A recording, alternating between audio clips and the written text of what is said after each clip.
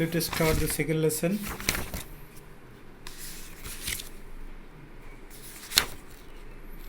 The thief's story. चोर. Thief का spelling देख लेना, तो कई बार ये स्पेलिंग गलत लिखा जाता है जानते हुए भी. So give more attention to the word thief and its spelling. It's a lesson written by Ruskin Bond. बहुत कुछ टचिंग बातें लिखने वाले राइटर है Ruskin bond.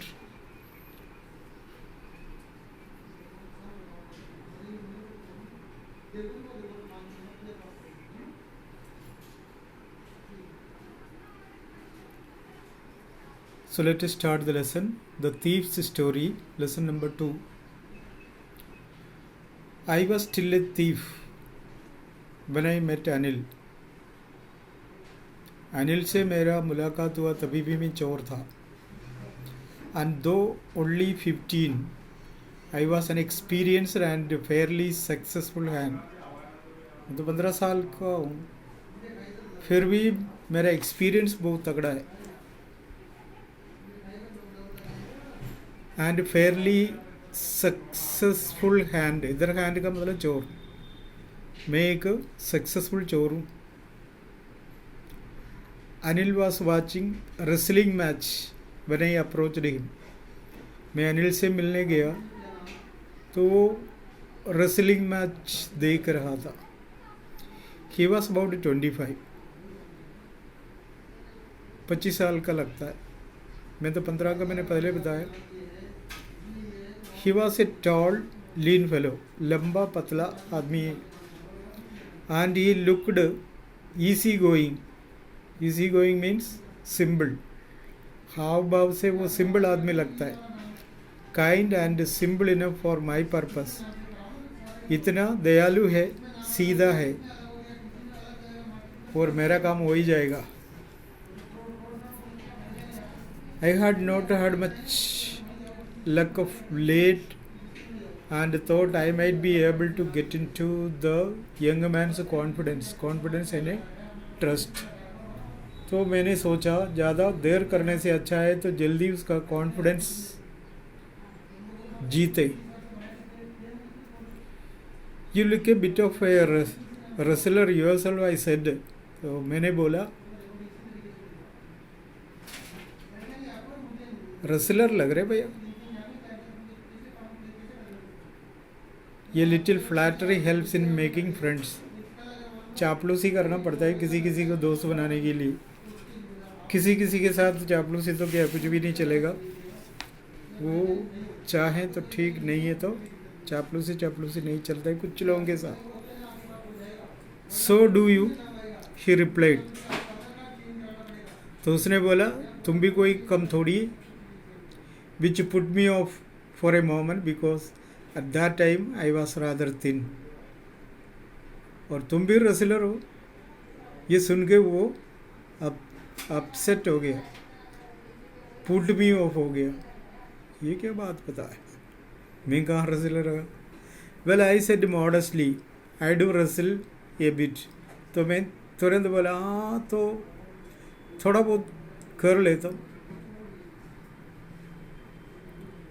What is your name. Hari Singh. I lied. मैंने झूठ बोला. उधर चोरी करने वाला का हमेशा अपना नाम बदल कर बताता है. ये भी बोला मेरा नाम हरी सिंह है. आई लाइड. लाई मीन्स झूठ बोलना. लाइड यानी झूठ बोला. I took a new name every month. हर महीने में मैं नया नाम रखता हूँ. That kept me ahead of the police and my former employers. या तो पुलिस या फिर मैं किसके साथ काम करते थे उन लोग मुझे नया नाम देते.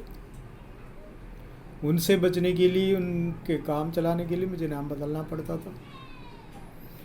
After this introduction Anil talked about the well oiled wrestlers who were grinding, lifting and throwing each other about. ये कहकर मैं कुश्ती लड़ने वालों के विशेषता बताने लगा। वो कैसे उठाते, कैसे पकड़ते, कैसे ग्राइंडिंग करते, घुर्राते हैं, कैसे उठाते, कैसे फेंकता है, ये सारी बातें मैंने बता दी। I didn't have much to say. Anil walked away. I followed casually. ज़्यादा कुछ नहीं बोला क्योंकि सामने वाला भी ज़्यादा सुनना पसंद नहीं करता। वो चला गया, मैं भी उसके पीछे पीछे गया। Hello again he said. क्या हुआ वापस? I gave him my most appealing smile. Appealing यानी अट्रैक्टिंग। तो मैंने मुस्कुरा के कहा, I want to work for you. I said, मुझे आपके साथ काम करना है, but I can't pay you. काम करो, बहुत अच्छी बात है, लेकिन मैं पेमेंट नहीं दूंगा, पैसा नहीं दूंगा। पेमेंट नहीं मिला तो फिर कौन सा काम? I thought that over for a minute. Perhaps I had misjudged by my man. मैं थोड़ी देर सोचा, ये आदमी शायद मुझे गलत समझा। I asked, can you feed me? तो मैंने पूछा, चलो पेमेंट मत दो, खाना तो दोगे ना? Can you cook? तुम्हें पकाने आता है खाना? I can cook. I lied again. Second lie. पहला झूठ नाम, दूसरा झूठ खाना पकाने आता, मतलब उसको खाना पकाने नहीं आता। If you can cook then maybe I can feed you. अगर तुम पका सकता है तो शायद मैं तुम्हें खिला सकता हूँ। इसका मतलब तुम्हें खुद पकाना पड़ेगा। खाना है तो खाना तो दूंगा, लेकिन तुम्हें खुद पकाना पड़ेगा ताकि मुझे भी मिल जाए थोड़ा, अनिल को भी। मतलब ही took me to his room over the Jamuna sweet shop and told me I could sleep on the balcony. मैं उसको जमुना स्वीट शॉप के उधर ले गए और बालकनी में ले गया। बालकनी मालूम है ना क्या है? हाँ, नहीं है तो हिंदी मीनिंग सीख लेना, डिक्शनरी में देके तब पता पड़ेगा। बालकनी 9th क्लास में 10th क्लास में पढ़ने वालों को बालकनी नहीं आए तो बालकनी से कूद जा सकता है। But the meal I cooked that night must have sleep or have been terrible because Anil gave it to the stray dog and told me to be off. उस दिन रात का जो भोजन मैंने तैयार किया, इट वॉज सो टेरेबल, ये बिल्कुल बेकार था। भयानक का मतलब बेकार। Because Anil gave it to the stray dog, क्योंकि अनिल खुद खाने के बदले उसको आवारा कुत्तों को दे दिए। इसे पता पड़ेगा ना खाना कैसे कितना अच्छा था। And told me to go off, तो बोला निकल जाओ, जाओ, तुम्हें यहाँ काम नहीं है। तो जो खाना पकाने नहीं आता है तो उसको काम से क्या मतलब है? But I just hung around, लेकिन मैं गया ही नहीं, चक्कर काटता रहा उधर उधर, smiling in my most appealing way and he could not help laughing. और हंसी भी आए। Later he patted me on the head and said never mind, he would teach me to cook. तो इसकी आदतें देके अनिल को हंसी आए। उसने मुझे थपथपा के बोला, कोई बात नहीं, मैं सिखाऊंगा तुम्हें खाना बनाने। He also taught me to write my name and said he would soon teach me to write whole sentences and to do add numbers. उसने मुझे खाना पकाने सिखाया, लिखने सिखाया, इतना भी नहीं है, अच्छा अच्छा सेंटेंस लिखने सिखाया, थोड़ा मैथमेटिक्स भी सिखाया है, जोड़ बाकी समझ लें। आई वॉज ग्रेटफुल, मुझे बहुत अच्छा लगा। एहसान, I knew that once I could write like an educated man there would be no limit to what I could achieve. तो मैं सोचने लगा कि पढ़े लिखे आदमी जैसा मैं भी लिख पढ़ सकता। जैसे बड़े बड़े आदमी बन जाता है पढ़े लिखे बनकर, मैं भी ऐसा बन सकता है, क्योंकि मुझे ये सारे काम आ गया। पढ़ने लिखने आया तो बहुत कुछ कर सकता है। आप स्कूल में कॉलेज में जाना कोई ज़रूरी नहीं है, ऐसा पढ़ लिखी करके बस बहुत कुछ कर सकता है इंसान। It was quite pleasant working for Anil. Anil के लिए एक अच्छी बात थी। I made the tea in the morning and then would take my time buying the day supplies. मैंने उसके लिए तो चाय बनाया है सुबह। And would take my time buying the day supplies. सामान खरीद के लाना है बाज़ार से, वो भी मैं करना सीख लिया। Usually making a profit of about ₹1 जितना पैसा वो देता है और उसमें से 1 पैसा मैं बचाता था। या तो बार्गेनिंग करके बचाया होगा, या फिर उसमें से बाकी बचा हुआ है उसमें से ₹1 कम दिया होता। अब वो खुद को सोच रहे हैं कैसे ₹1 कमाए, या फिर पूछ के लिया होगा, साहब ₹2 बाकी बच गया, 1 आप ले लो, 1 मैं रखूँगा, बस ये कंडीशन है। ऐसा भी तो we have to think all these things with ourselves. The question will not give the right answer, but we have to assume this is the way that we will get a particular idea about maintaining our brain, expanding our brain. It can help our thinking capacity, it can increase our thinking capacity. इसलिए वो answer देते नहीं है, हमें सोचना है। ₹1 बजाय कई तरीक़े से मान सकता है, या तो बार्गेन करके कम कर दिया, या तो बाकी बचा हुआ पैसा ईमानदारी से देते समय बोले ₹1 मैं रखूँगा, या फिर चुप के ₹1 कम दिया और ज़्यादा बोला। टमाटर ₹8 तो बोलेंगे टमाटर ₹9 किलो, बच गया ना ₹1।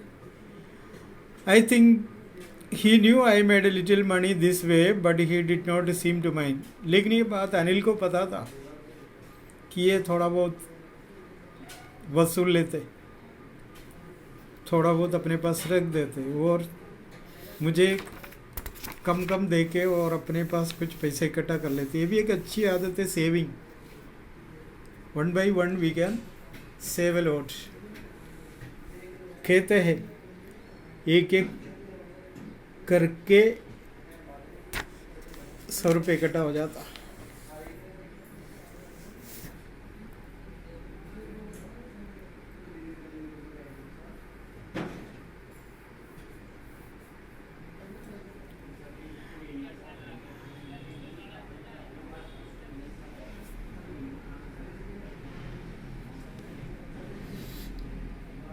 Anil made money by fits and starts.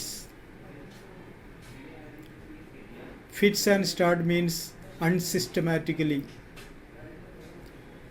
अनियमित रूप से। Anil made money by fits and fits. Anil पैसे इकट्ठा करते थे। ही वुड बोरो 1 week, 1 हफ्ते में उधार लेते हैं। लेंड द नेक्स्ट, दूसरे हफ्ते में उधार देते हैं।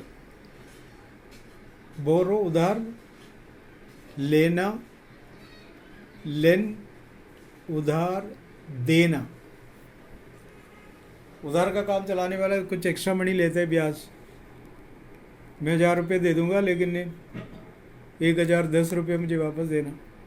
ये भी एक सिस्टम है पैसा कमाने का। He kept worrying about his next cheque, but as soon as it arrived he would go out and celebrate. अब मेरे पास दूसरा चेक आने वाला है, जब आएगा मैं जाके सेलिब्रेट करूँगा। It seems he wrote for magazines, लगा कि ये लिखते हैं कुछ मैगजीन के लिए। मैगजीन में पब्लिश करें तो उसको पैसा मिलता, इसलिए he said that he was expecting a cheque. वो एक चेक का इंतज़ार कर रहा था। ये queer way to make a living, एक स्ट्रेंज थिंग है कमाने का। इसलिए लेखक लोग इसलिए तो लिखने का काम में लगे रहते हैं, अपना लेखन को जो प्रिंट करके पब्लिश करता है तो उसको पैसा मिलता। One evening he came home with A small bundle of notes. एक दिन शाम को वो घर आया तो उसके पास पैसे का बंडल था, नोटों की।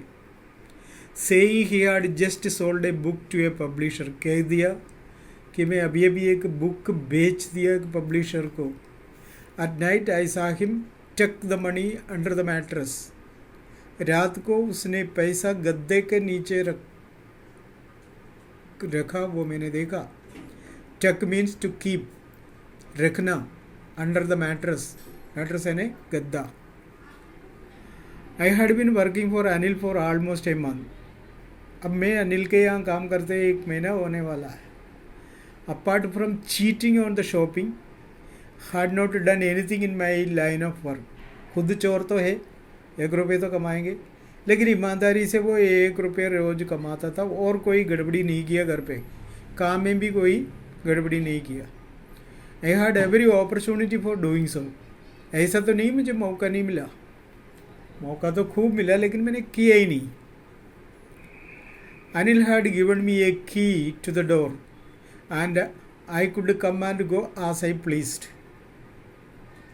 दरवाजे के एक चाबी मुझे भी दिया, 2 तो है, एक तो अनिल और एक मैं रखते थे। मेरे पास चाबी होने की वजह से मैं कभी आऊँ कभी जाऊँ कोई दिक्कत नहीं, वो भी कभी भी आ जाए कभी भी जाए, उनको भी कोई दिक्कत नहीं। अगर किसी के पास विश्वास करके चाबी देता है इसका मतलब उस पर भरोसा है, वरना तो घर का चाबी किसी को देगा ही नहीं। एक चीज़ हमने देखा था, he kept the money not in the अलमारा, not in the box, not in the attache, not in a secret place. वो हरि सिंह के सामने ही गद्दे के नीचे रखा था, वो देख भी लिया था, फिर भी उसने चाबी दिया तो उसका ट्रस्ट, उसका विश्वास उसके प्रति इतना ही था।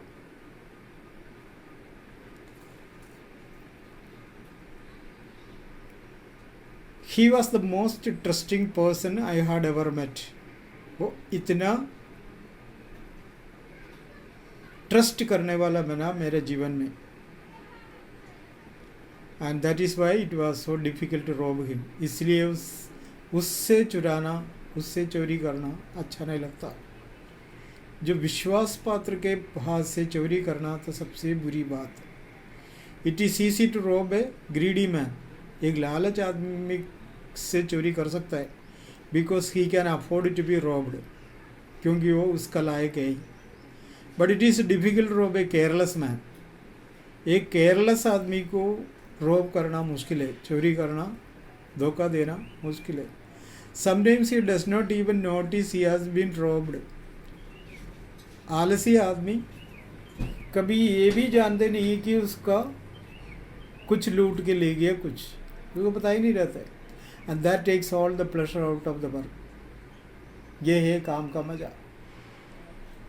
Well it is time I did some real work. तो सोचने लगा, हाँ यार अच्छा काम करने का टाइम है मेरा अभी। I told my self I am out of practice. इतना समय से चोरी नहीं करने की वजह से थोड़ा प्रैक्टिस भी कम हो गए।